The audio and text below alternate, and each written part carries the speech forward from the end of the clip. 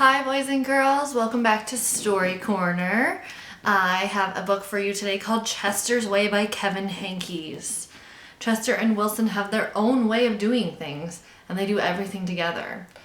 They cut their sandwiches together, it's always diagonal. When they ride their bikes, they always use hand signals. Chester is hungry, Wilson is too. They are two of a kind, and that's the way it is. Until Lily, who has her own way of doing things, moves into the neighborhood. Chester had his own way of doing things. Hello, my name is Chester. I like croquet and peanut butter and making my bed.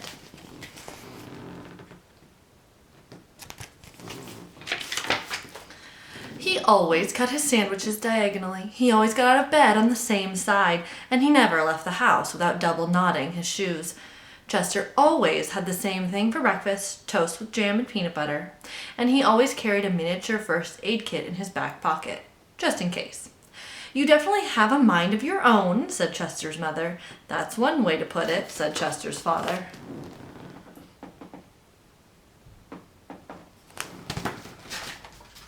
Chester's best friend Wilson was exactly the same way. That's why they were best friends. Chester wouldn't play baseball unless Wilson played, and they never swung at the first pitch or slid head first. Wilson wouldn't ride his bike unless Chester wanted to, and they always use hand signals. If Chester was hungry, Wilson was too. But they rarely ate between meals. Some days I can't tell those two apart, said Wilson's mother. Me either, said Wilson's father. Chester and Wilson, Wilson and Chester. That's the way it was.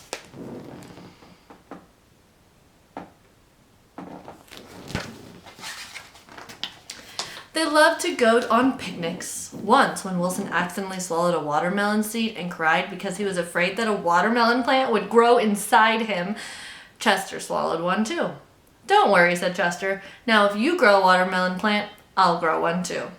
Chester duplicated his Christmas list every year and gave a copy to Wilson because they always wanted the same things anyway. For Halloween, they always dressed as things that went together. Salt and pepper shakers, 2 mittens on a string, ham and eggs. They really are 2 peas in a pod, said Chester's mother. Looks like it, said Chester's father.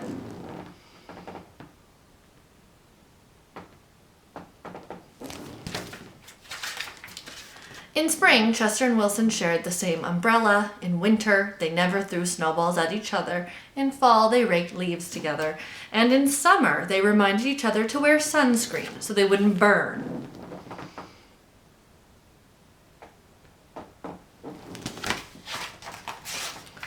Chester and Wilson, Wilson and Chester. That's the way it was. And then Lily moved into the neighborhood. Lily had her own way of doing things. I'm Lily. I am the queen. I like everything.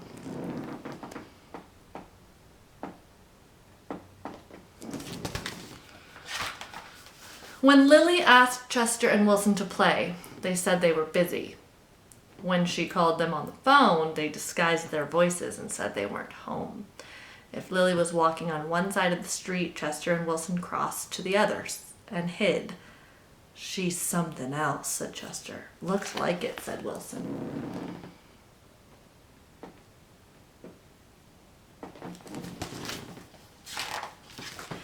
One day, while Chester and Wilson were practicing their hand signals, some older boys rode by, popping wheelies. They circled Chester and Wilson and yelled personal remarks.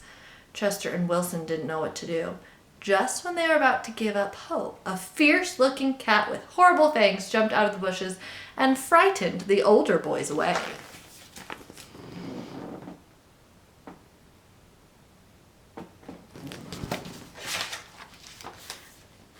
Are you who I think you are? Chester asked the cat. Of course, the cat replied. Thank you, Lily, said Chester. You're welcome, Chester, said Lily. Thank you, Lily, said Wilson. You're welcome, Wilson, said Lily. I'm glad you're wearing a disguise, said Chester. And I'm glad you had your squirt gun, said Wilson. I always do, said Lily, just in case.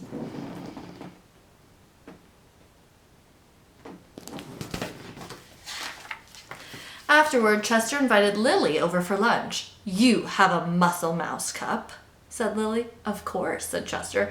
I do too, said Lily. Same here, said Wilson. Chester and Wilson cut their sandwiches diagonally.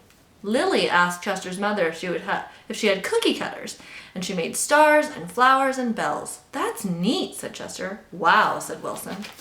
That night, Lily invited Chester and Wilson to a sleepover. You have a nightlight, said Chester. Of course, said Lily. I do too, said Chester. Same here, said Wilson. Chester and Wilson wanted toast with jam and peanut butter for breakfast the next morning.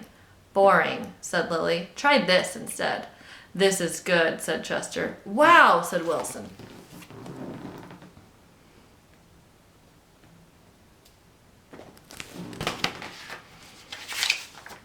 After that, when Lily asked Chester and Wilson to play, they said yes. When she called them up on the phone, they had pleasant conversations, and if Lily was walking on one side of the street, Chester and Wilson waved and ran to catch up with her. Chester and Wilson taught Lily hand signals, and she taught them how to pop wheelies. Lily taught Chester and Wilson how to talk backwards, and they taught her how to double knot her shoes.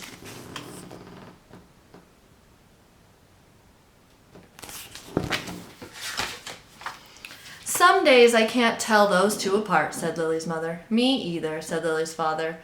Chester and Wilson and Lily. Lily and Wilson and Chester. That's the way it was.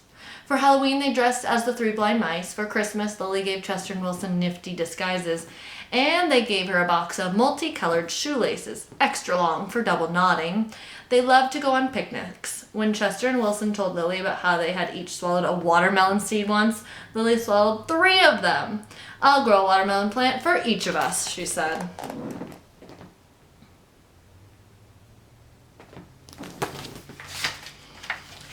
In spring, Chester and Wilson and Lily shared the same umbrella. In winter, they never threw snowballs at each other. In fall, they raked leaves together. And in summer, they reminded each other to wear sunscreen so they wouldn't burn. Chester and Wilson and Lily. Lily and Wilson and Chester. That's the way it was.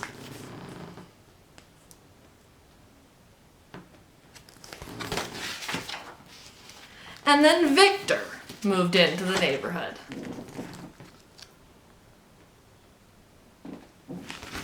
Alright, boys and girls, don't forget Dreambox, ABC Mouse, Learning A to Z, Lexia if you really enjoy doing that. Keep learning, keep growing, stay patient and kind, and I will see you next time in Story Corner.